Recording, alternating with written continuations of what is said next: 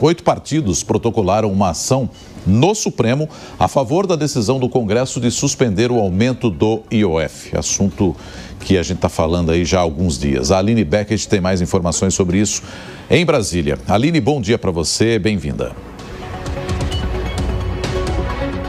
Oi, Nonato, bom dia a você, bom dia, Soraya, bom dia a todos que nos acompanham. Isso mesmo, esses 8 partidos políticos são liderados pelo PSD e protocolaram essa ação declaratória de constitucionalidade para poder validar o decreto legislativo que derrubou os decretos do governo federal que aumentava as alíquotas do IOF. A justificativa dos partidos é de que o aumento do IOF foi abusivo por parte do governo e também foi feito sem uma base legal para isso. Eles alegam que o Congresso agiu corretamente na derrubada desse decreto, dos decretos presidenciais, uma vez que aumentar os impostos exige uma tramitação também legal e adequada por parte do Legislativo. Então, essa ação declaratória de constitucionalidade pede ao STF que reconheça a legalidade também do decreto do Legislativo para evitar insegurança jurídica e também para evitar decisões judiciais conflitantes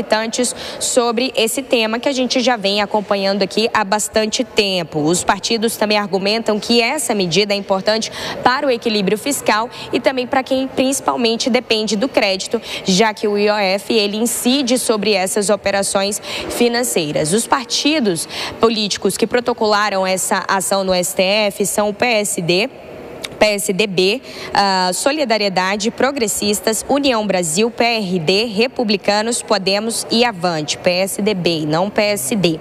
E essa ação dos partidos, ela vem como uma resposta à iniciativa por parte do governo federal, como nós acompanhamos aqui, a AGU, a Advocacia Geral da União, protocolou por parte do governo uma ação também declaratória de constitucionalidade no Supremo para validar os decretos do presidente Lula que foram editados e depois reeditados, que aumentava as alíquotas do IOF para poder validar. A justificativa da AGU é de que o Legislativo não tinha essa prerrogativa de declarar a inconstitucionalidade e derrubar os decretos do presidente Lula. E aí agora a gente tem uma outra situação que é uma mesma ação declaratória de constitucionalidade, mas dessa vez por parte do Legislativo para poder validar o decreto do Legislativo que acabou derrubando os decretos presidenciais. Então a gente segue por aqui acompanhando toda essa situação nos próximos dias. Também é claro que está trazendo um debate acalorado aqui em Brasília entre as instituições. Então vamos esperar e aguardar a decisão dos ministros do Supremo que já começaram também, inclusive, a julgar a ação declaratória de constitucionalidade por parte do governo federal. E agora vão ter mais essa ação também para poder julgar. Eu volto com você. É isso, Aline Beckett, muito obrigado. Com informações em Brasília, eu já passo o tema também para os nossos comentaristas analisarem aqui. Deise Ciocari e Henrique Kriegner estão com a gente na manhã de hoje. Kriegner, vou começar contigo desta vez, à medida que me parece aí um contragolpe àquilo que foi feito pelo governo por parte dos partidos da oposição. Então, todo mundo recorrendo ao Supremo e pedindo para que o Supremo possa arbitrar essa questão, Kriegner.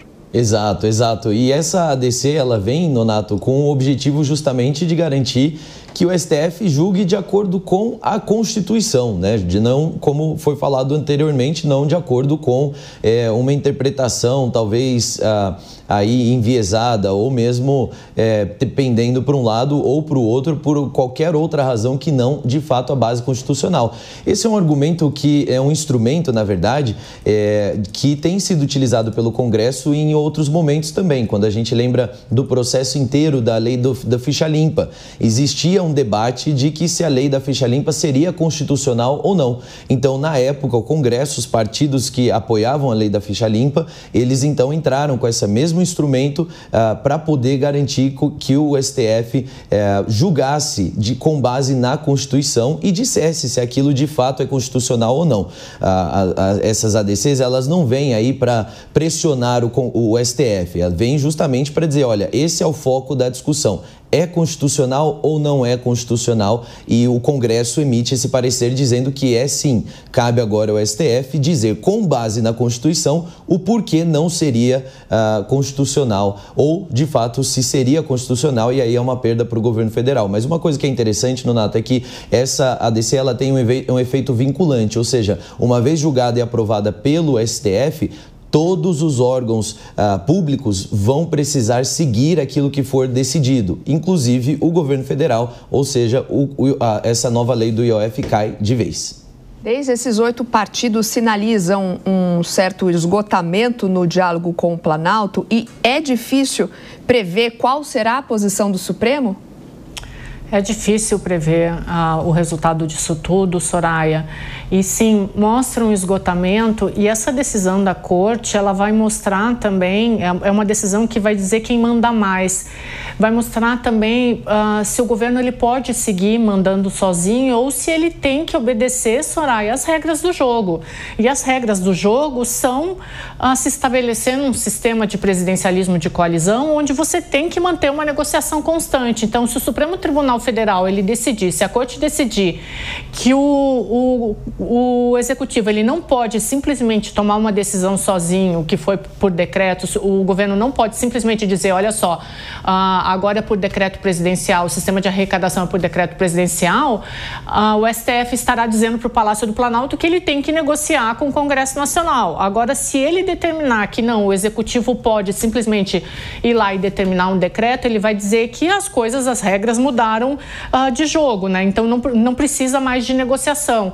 Também vai poder dizer agora, dependendo da decisão da Corte, ela vai decidir se o resultado afeta a arrecadação do governo ou afeta a confiança das pessoas nesse sistema de presidencialismo de coalizão. Então a decisão da Corte agora, ela vai definir muito sobre as regras do jogo e vai definir também a confiança do Executivo e do Legislativo. Então esses 8 partidos agora que entraram com esse pedido, eles estão tentando também estabelecer esse presidencialismo de coalizão. Afinal, ele funciona ou não? O Executivo ele tem que negociar com o Congresso Nacional ou não? É isso que a Corte vai definir agora. Se o sistema de presidencialismo de coalizão ele funciona ou não. O Executivo pode definir por ele só ou ele pode simplesmente decidir que tem que negociar com o Congresso Nacional? No fim, é isso que está em jogo.